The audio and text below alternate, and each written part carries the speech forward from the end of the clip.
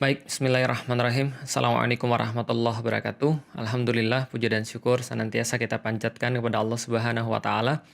Begitupun juga salat dan salam semoga senantiasa tercurah dan terlimpahkan kepada baginda Nabi besar Muhammad sallallahu alaihi wasallam.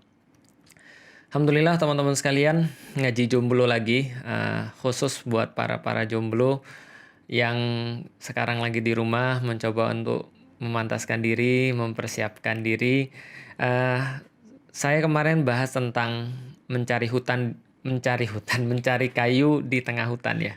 Dan saya ternyata setelah saya melihat banyak sekali komentar-komentarnya, saya pikir saya harus mundur lagi ke belakang, yaitu adalah membahas tentang sesuatu yang lebih mendasar daripada mencari kayu di tengah hutan, terkhusus buat teman-teman yang memang mungkin sebenarnya saya sudah bahas ini dari tahun 2012 semenjak saya main di Twitter.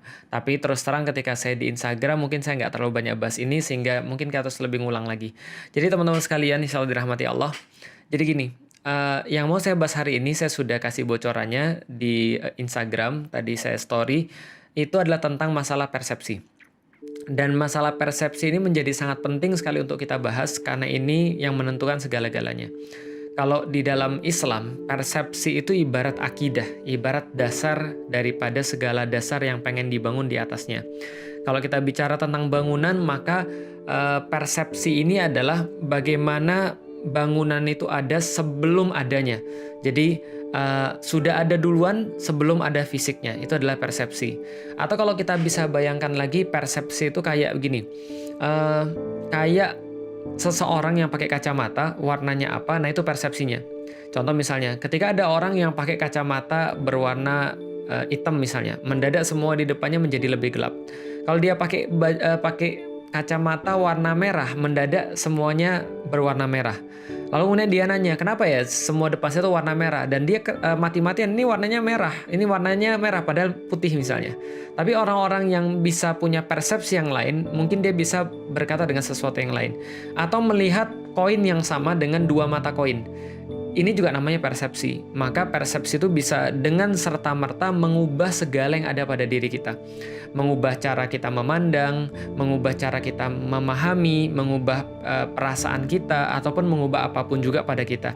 Ini fungsi daripada persepsi. Contoh misalnya, ketika saya punya anak, lalu kemudian ini contoh kan katanya harus ekstrim. Contoh, ketika anak saya bawa di mobil, saya ada 4 anak. Di mobil saya sama istri saya sama 4 anak saya, kita pulang kampung. Lalu kemudian tiba-tiba ada bau.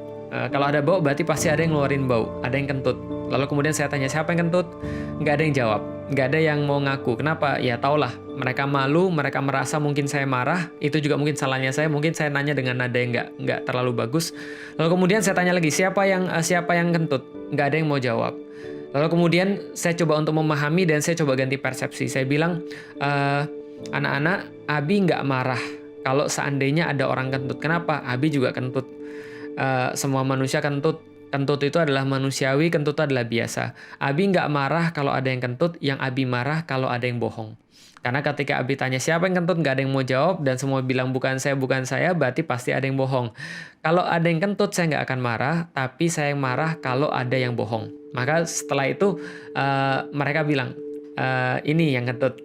Dia ngaku. Artinya apa? Kita ganti persepsi. Satu waktu yang lain ketika ada anak saya kemudian juga ngomong tentang sekolahnya. Dia bilang ini pelajarannya susah. Atau misalnya ada anak saya yang sekarang lagi mempelajari Al-Quran, berusaha untuk menghafalkan Al-Quran, dia bilang, ini ngafalinnya susah, Bi. Gitu kan ya, ini agak sulit, Bi. Lalu saya bilang pada anak saya, di dalam Al-Quran sendiri Allah bilang loh bahwa Allah itu benar-benar menghargai usaha orang, bukan hasilnya. Saya ceritain misalnya di dalam surat Al-Fajr, la tuharrik bihi lisanaka lita'jala bih, jangan gerakkan cepat-cepat lidahmu untuk menguasainya. Bagaimana Allah kemudian memberikan saran kepada Nabi Muhammad. Ketika itu kemudian kita sampaikan bahwa Allah bilang justru pada Nabi Muhammad, jangan cepat-cepat menggerakkan lidahmu untuk cepat menguasai Al-Quran. Allah yang kemudian mengumpulkan dan membuat mahir membacanya. Artinya saya sampaikan, C, tugasmu tuh cuma belajar, tugasmu cuma berusaha sebisa mungkin untuk menghafalkan Al-Quran.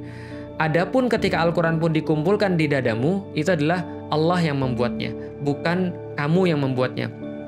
Artinya, ketika Allah menyampaikan seperti itu, ini adalah sebuah persepsi kepada setiap pembelajar bahwa ilmu itu bukan didapatkan, tapi diberikan. Ini persepsi. Maka, oh ya mungkin kita agak lebih tenang. Pada orang yang belajar juga sama, bukan nilai yang kita cari, tapi yang kita cari adalah pemahaman. Yang kita cari adalah ilmu yang nanti kelak bisa bermanfaat. Lalu saya sampaikan, untuk apa dapat nilai 100 kalau seandainya dia dapat dari nyontek? Mendingan kemudian dia dapat nilai 80 tapi dia nggak nyontek. Tapi kalau dapat 30 nggak nyontek, terus gimana? Iya, artinya dia kurang belajar. Kan yang penting prosesnya. Kalau proses itu sudah maksimal, nanti dia dapat berapapun, maka itulah hasilnya dan kita bisa dapat kebaikan dari situ.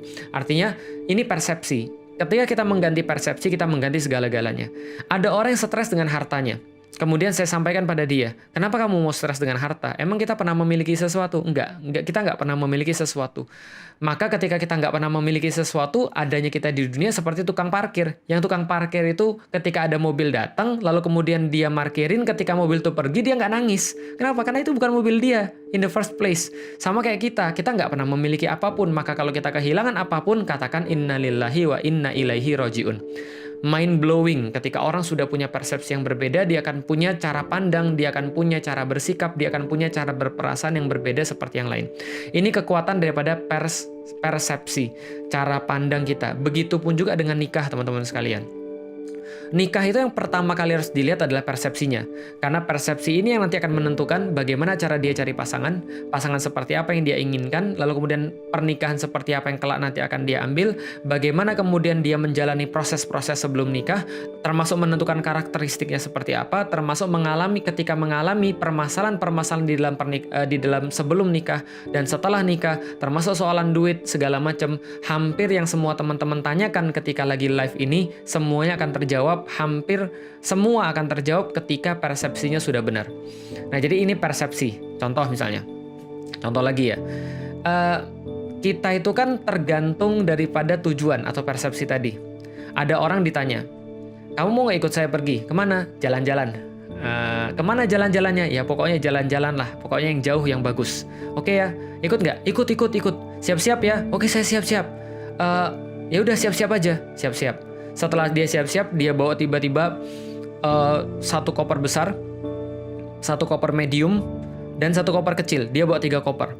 Lantas kemudian setelah bawa 3 koper itu, dia pergi lalu kemudian pakai baju dingin yang sangat berat sekali dan kemudian pakai topi dingin dan segala macamnya. Terus orang yang ngajak bingung. Loh, kok kamu pakaian kayak gini? Lah emang kenapa? Ini kan kita mau pergi jalan-jalan. Enggak kok, kita mau pergi ke pantai. Nah, berarti yang salah siapa? Ya bisa jadi yang salah yang ngajak, bisa jadi yang salah yang diajak. Kenapa? Nggak nanya. Ini seperti apa mau perginya? Perginya mau kemana? Mau berapa lama? Karena persiapan segala macam tergantung kita mau pergi berapa lama dan mau kemana. Tapi kalau kita nggak pernah nanya, itu kesalahan yang paling besar. Maka persepsi ini harus dibentuk dulu, harus kemudian disepakati dulu supaya nanti pernikahan ini bisa bagus. Sebagian besar di antara manusia menganggap pernikahan itu adalah sesuatu yang kayak mereka dapat di film-film. Dan ini yang bagi saya berbahaya banget. Nonton Twilight, lantas kemudian ngelihat, wah itu pernikahan itu modelnya tuh kayak gitu yang aku inginkan. Gimana? Ceweknya seksi, ceweknya cantik, pakai gaun, kemudian nikahnya kayak model begitu sama seorang cowok yang ganteng, yang kemudian matanya ada warna-warninya, putih gitu kan kayak mayit, lalu kemudian mulus, lalu kemudian diselingi lagu Thousand Years gitu kan ya. Aduh, itu persepsi. Ada lagi persepsinya nikah tuh seperti film-film sinetron. Itu persepsinya nikah itu adalah bisa begini dan bisa begitu. Ada yang nganterin, ada yang ngasih makan, ada yang kemudian ada yang bisa diajak bermesra-mesraan. Ini persepsi yang nanti akan membawa dia mencari itu dengan cara mencari bayangannya itu dengan cara seperti apa, agar bisa merealisasikan itu dengan cara seperti apa. Nah, itu tergantung persepsi yang dia punya. Ada lagi persepsi yang lain. Lalu bagaimana persepsi seharusnya? Ya, orang bisa punya banyak persepsi, dan yang jelas persepsi ini nanti ya punya konsekuensi dong. Saya cuma mau cerita tentang bagaimana persepsi saya berubah. Saya ketika dulu belum masuk Islam, ya jelas persepsi saya yang tadi saya ceritain. Bagi saya pernikahan itu adalah seperti komik-komik Jepang. Seperti kemudian yang saya bayangin ketika di film-film. Maka yang saya cari apa? Romantisme. Yang saya cari apa? Hubungan antara laki-laki dan wanita. Kangen-kangenan, telepon-teleponan, sayang-sayangan, lalu kemudian diperhatiin, senang merasa diperhatiin, senang bila merhatiin orang. Apa goalsnya? Pegangan tangan, lalu kemudian meluk dan segala macamnya. Itu dulu ketika kita belum ngerti bagaimana ada persepsi yang lain. Maka ketika saya punya persepsi seperti itu, nggak heran ketika saya sudah punya pacar, lalu kemudian ditanya sama teman, pertanyaannya, sudah pernah pegangan tangan belum? Gitu kan ya. Lalu kemudian setelah tanya seperti itu, dia tanya, udah diajak nonton belum? Film apa yang bagus ya diajak nonton? Dan sebagainya. Sudah datang ke rumahnya belum? Sudah ngomong apa belum? Ini adalah tergantung dengan persepsi. Karena yang kita bayangkan pernikahan itu cuma all romantic. Kita nggak tahu bahwa pernikahan itu ada satu tujuan yang lain.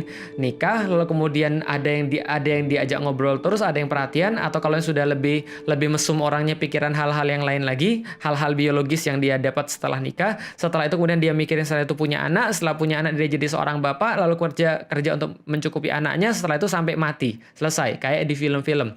Live happily ever after, gitu kan ya. Jadi itu seolah-olah nikah tuh begitu. Itu persepsi saya. Maka ketika saya berpersepsi seperti itu, wajar kalau saya nyarinya lewat jalan pacaran.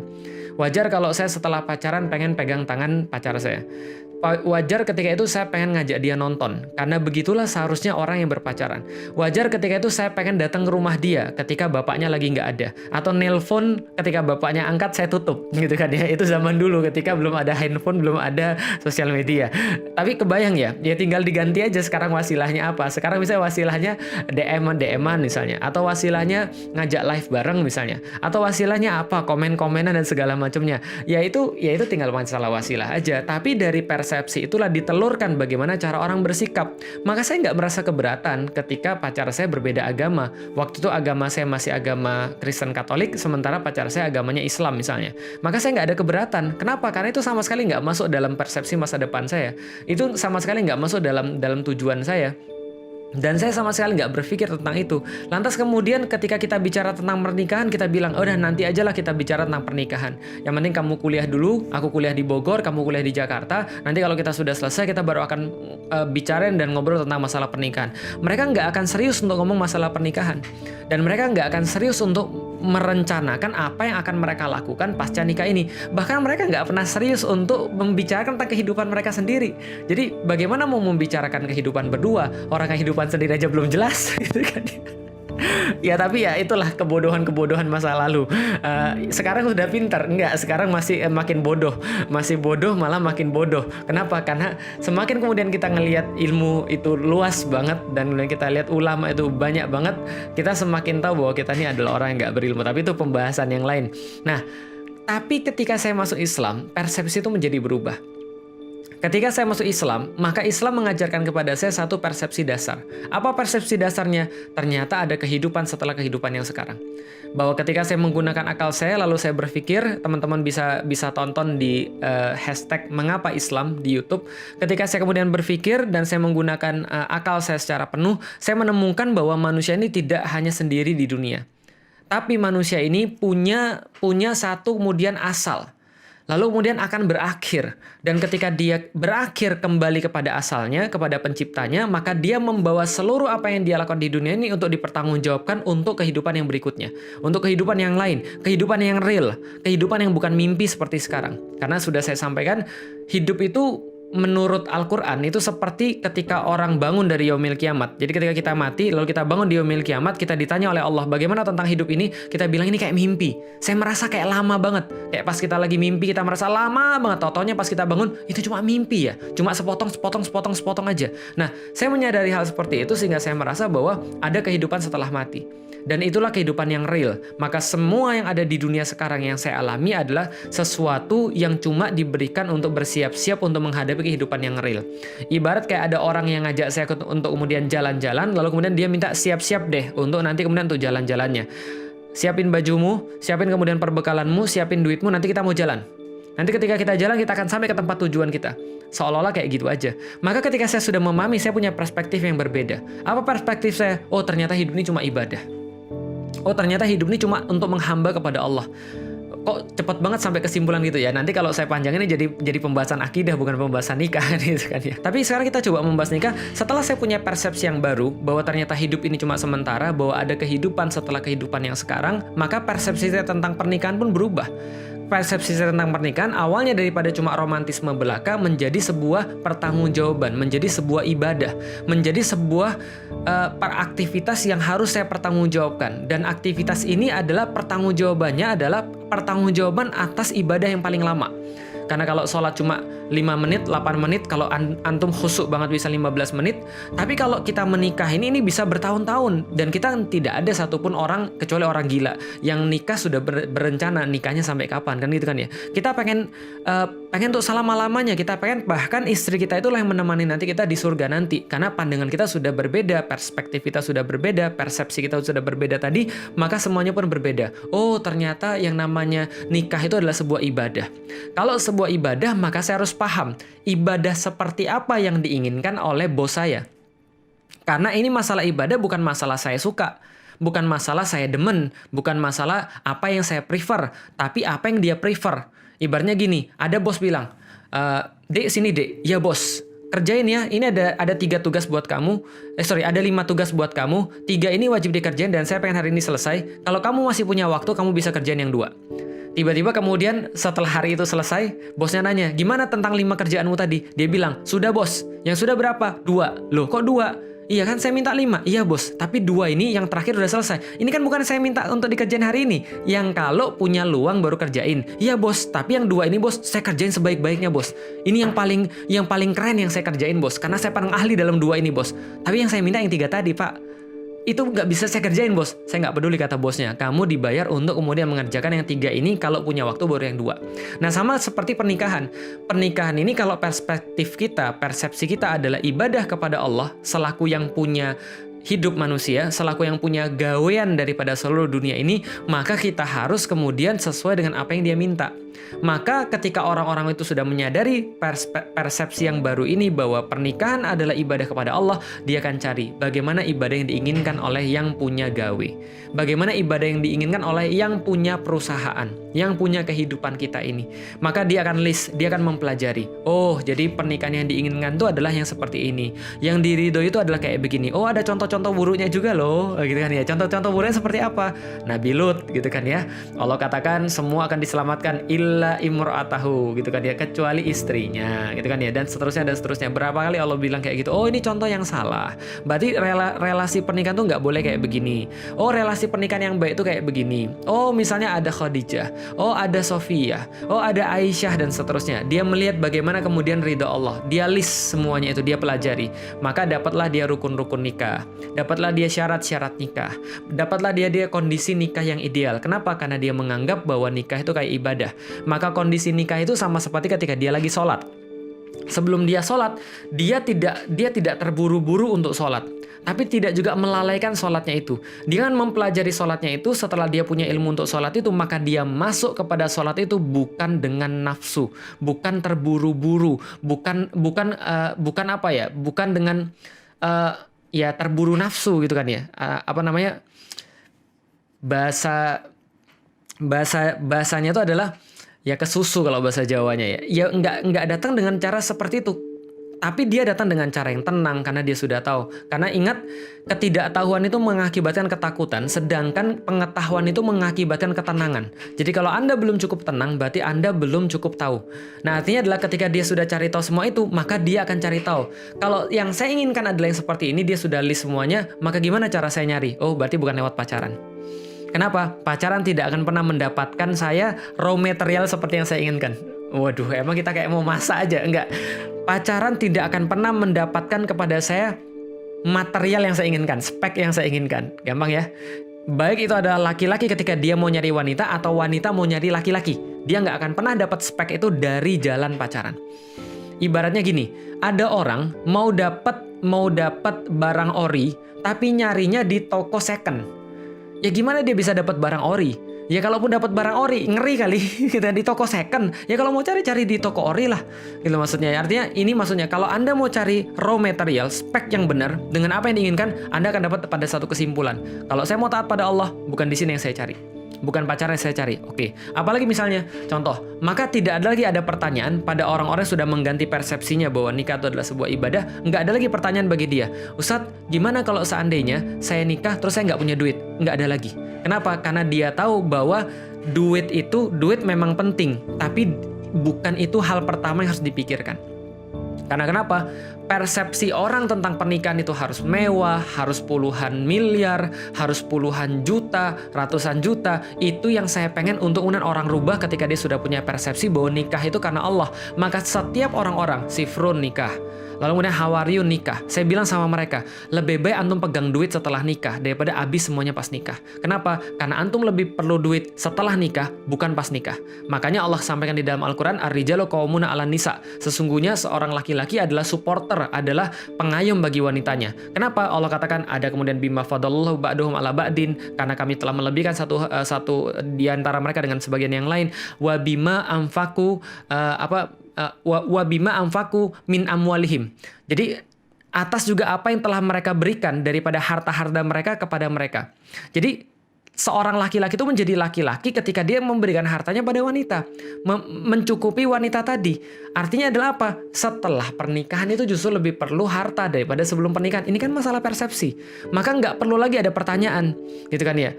Ustadz, saya mau menikah, tapi dia belum, mohon maaf Ustadz, dia belum tahu banyak tentang Islam, bahkan dia nggak sholat, bahkan dia nggak kerudungan. Ya, tergantung persepsi antum apa. Kalau persepsi antum nikah adalah sebuah ibadah, maka kalau antum lihat dia nggak kerudungan dan itu bisa buat antum untuk nyaman beribadah, ya silahkan.